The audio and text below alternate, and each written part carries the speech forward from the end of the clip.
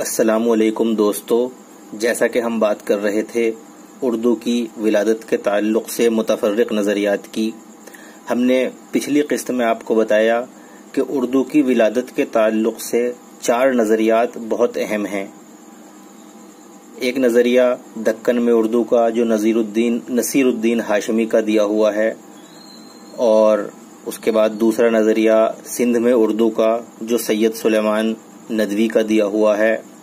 اسی طرح پنجاب میں اردو جو حافظ شیرانی کا ہے، اور اسی طرح دہلی گرد و نواح میں اردو جو مسعود حسین کا عطا کردہ ہے۔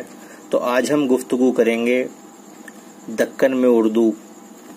یہ نظریہ نصیر الدین ہاشمی نے عطا کیا۔ اس نظریے کو لے کر وہ منظر عام پر آئے۔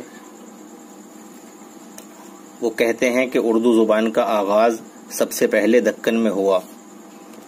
اپنے اس دعوے کے حق میں نصیر الدین ہاشمی کا استدلال یہ ہے کہ قدیم زمانے میں ظہور اسلام سے قبل بہت سے عرب تاجر دکنی ہند میں تجارت کے مقصد سے مالابار کے ساحلوں پر آتے رہتے تھے، تو اس طرح ان کا رابطہ وہاں کے مقامی باشندوں سے روزمرہ کا تھا۔ نصیر الدین ہاشمی کہتے ہیں کہ دونوں کی زبانیں چونکہ الگ الگ تھیں تو انہیں بہت سی دشواریوں کا سامنا کرنا پڑتا ہوگا آپس میں بات چیت کرتے وقت۔ تو ان دقتوں کو نظر میں رکھتے ہوئے یہ دونوں آنے والے عرب لوگ اور یہاں کے مقامی باشندے یہ آپسی تجارتی لین دین، مہمانی میزبانی اور تبادلہ خیال کی غرض سے ایک دوسرے کی زبان کو سمجھنے کی کوشش ضرور کرتے ہوں گے۔ اور پھر یہ بات بھی ہر شخص بخوبی جانتا ہی ہے کہ انسان کے پاس سب سے زیادہ اہمیت کا حامل وسیلہ اظہار خیال زبان ہی ہے۔ اس غرض سے عرب کے لوگوں نے اور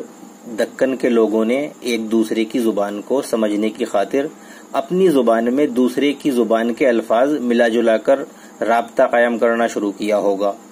یہ نصیر الدین ہاشمی صاحب کا استدلال ہے کہ جب یہ دقت پیش آئی ہوگی کہ ایک دوسرے کی زبانوں کو سمجھنے سے قاصر ہیں،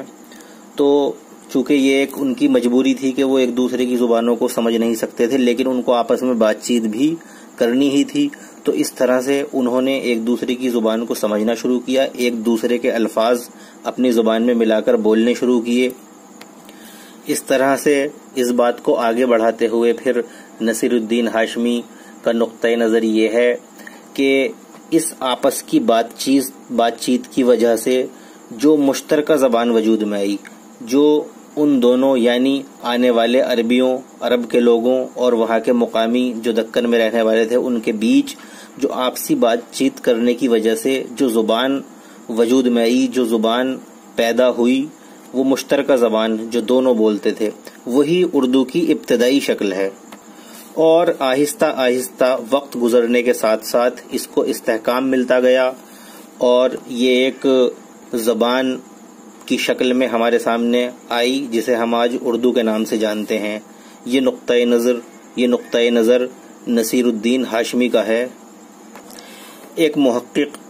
ڈاکٹر غلام حسین نے اس نظریے کی تردید کی۔ وہ کہتے ہیں کہ عربی ایک سامی النسل زبان ہے، جبکہ اردو کا تعلق آریائی خاندان سے ہے، اس لیے دکن میں اردو کا سوال خارج از بحث ہو جاتا ہے۔ دکن میں اردو شمالی ہند سے خلیجی اور تغلق اساکر کے ساتھ آئی، اور یہاں کے مسلمان سلاطین کی سرپرستی میں اس میں شعر و ادب تخلیق ہوا۔ بہرکیف اس کا تعلق اردو کے ارتقاء سے ہے، ابتدا سے نہیں۔ یہ ڈاکٹر غلام حسین کا کہنا ہے، جو نصیر الدین ہاشمی کے نظریہ دکن میں اردو کو فیل کرتے ہوئے، اس نظریے کی تردید کرتے ہوئے وہ یہ بات کہتے ہیں جو ابھی ہم نے آپ سے بیان کی۔ اس میں غور کرنے کی 2 باتیں ہیں۔ ڈاکٹر غلام حسین نے جو بات کہی نصیر الدین ہاشمی کے نظریے کی تردید کرتے ہوئے، اس میں غور کرنے کے لیے 2 باتیں ہیں۔ ایک تو یہ کہ عربی ایک سامی النسل زبان ہے اور اردو ہند آریائی زبان ہے، تو ظاہر سی بات ہے کہ ان کا تعلق ایک دوسرے سے نہیں ہے، اور یہ اس طرح پیدا نہیں ہوئی جس طرح نصیر الدین ہاشمی نے بتایا ہے۔ اور دوسری بات جو انہوں نے کہی غلام حسین نے، ڈاکٹر غلام حسین نے، وہ یہ ہے کہ دکن میں اردو شمالی ہند سے خلجی اور تغلق کی فوج، ان کا لشکر وغیرہ کے ساتھ آئی، اور انہوں نے کہا کہ اس کا تعلق، دکن میں اردو کا تعلق اردو کے ارتقاء سے ہے، ابتدا سے نہیں۔ بہرکیف یہ ثابت کرتے ہیں کہ نصیر الدین ہاشمی کا جو نظریہ دکن میں اردو کا ہے اس میں کچھ سچائی نہیں ہے، اور وہ محض آپ کا ایک خیال ہے جو کہ حقیقت سے دور ہے۔ اس میں ایک بات یہ بھی کہی جا سکتی ہے کہ اگر واقعی اردو کی ابتدا دکن میں ہوئی ہوتی، یعنی دکن میں جو زبانیں بولی جاتی ہیں یا بولی جاتی تھیں ان میں عربی بولنے والوں کی زبان خلط ملط ہو کر جو زبان وجود میں آئی وہی اردو ہے، تو دکنی زبانیں جو دراوڑی خاندان کی زبانیں ہیں، تو اس طرح اردو کی پیدائش اگر ہوئی ہوتی تو اردو زبان ہند آریائی نہ ہو کر ایک دراوڑی زبان بھی ہو سکتی تھی، لیکن کیونکہ ایسا نہیں ہے، اردو ایک ہند آریائی زبان ہے۔ اس بات پر سبھی محققین اور ماہرین لسانیات متفق ہیں کہ اردو ایک ہند آریائی زبان ہے، تو لہذا اس بات سے دکن میں اردو کی پیدائش کے نقطۂ نظر کی خود بخود تردید ہو جاتی ہے۔ اب دوسرا نظریہ سندھ میں اردو کا ہے، یہ نظریہ سید سلیمان ندوی کا ہے۔ آپ کی دلیل یہ ہے کہ مسلمان فاتحین سب سے پہلے سندھ میں حملہ آور ہوئے اور یہاں کچھ عرصے کے لیے ان کی حکومت کو استحکام بھی ملا۔ اس طرح کچھ مدت انہوں نے وہاں کے عوام کے ساتھ گزاری، جس کے سبب ان مسلمان فاتحین اور سندھیوں کی زبانیں آپس میں خلط ملط ہوئیں، لہذا اس اختلاط و ارتباط اور ربط و ضبط سے جو نئی زبان وجود میں آئی وہی اردو کی شروعاتی شکل ہوگی یا ہو سکتی ہے، یہ سید سلیمان ندوی کا خیال ہے۔ ہم اس پر غور و فکر کرتے ہیں تو دیکھتے ہیں کہ یہ بات تو حقیقت سے دور نہیں کہ سندھی زبان نے مسلمانوں کی تہذیب کی عکاسی کی ہے، یہاں کے باشندوں کے رہن سہن، لباس وغیرہ نے مسلمانوں سے واضح طور پر اثر قبول کیا۔ سندھی زبان میں سب سے زیادہ عربی الفاظ پائے جاتے ہیں، جہاں دوسری مقامی زبانوں میں مقامی الفاظ استعمال کیے جاتے ہیں، وہیں سندھی میں عربی الفاظ کا مشتمل ہونا اس بات کی واضح دلیل ہے کہ یہ زبان مسلمان فاتحین سے دوسری زبانوں کی نسبت زیادہ متاثر رہی، اور اس زبان یعنی سندھی کا رسم الخط بھی کہا جاتا ہے کہ عربی رسم الخط کے قریب ہے۔ لیکن اس سب کے باوجود بھی یہ یکسانیت صرف یکسانیت کی حد تک ہی ہے، اس سے کسی نئی زبان کا وجود میں آنا ممکن نہیں دکھائی دیتا، کیونکہ خود سید سلیمان ندوی بھی اس کے لیے زیادہ مضبوط دلائل نہ دے سکے، اور انہوں نے اتنا کہنے پر ہی اکتفا کیا کہ مسلمان فاتحین سب سے پہلے سندھ میں آئے تھے، تو یہاں پر اردو کا سب سے پہلے وجود میں آنا قرین قیاس ہے۔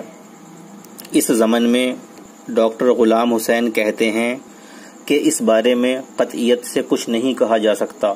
ابتدائی فاتحین عرب تھے جن کے خاندان یہاں آباد ہو گئے۔ 9ویں صدی میں جب ایران میں سفاریوں کا اقتدار ہوا تو ایرانی اثرات سندھ اور ملتان پر ہوئے۔ اس عرصے میں کچھ عربی اور فارسی الفاظ کا انجذاب مقامی زبان میں ضرور ہوا ہوگا،